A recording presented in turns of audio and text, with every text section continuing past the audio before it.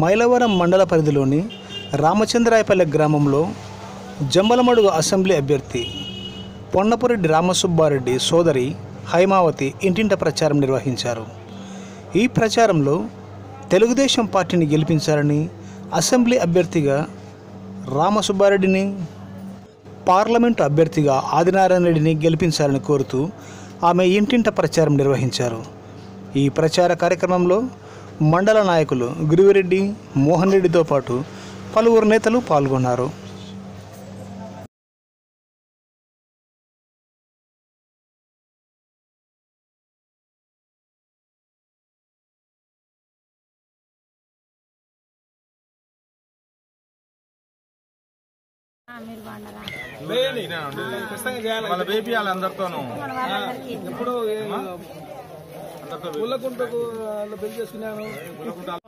వేయండి కాదు వేపియాలి అందరితో ఇల్లు ఊరోళ్ళు మన వాళ్ళందరూ చెప్పి చేయించాలి చూడండి.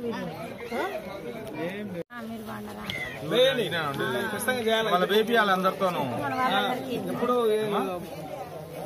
ఊళ్ళకుంటకు పెళ్లి చేసుకున్నాను. లేటెస్ట్ న్యూస్ కొరకు వైఎస్ఆర్ కడప న్యూస్ను సబ్స్క్రైబ్ చేయండి.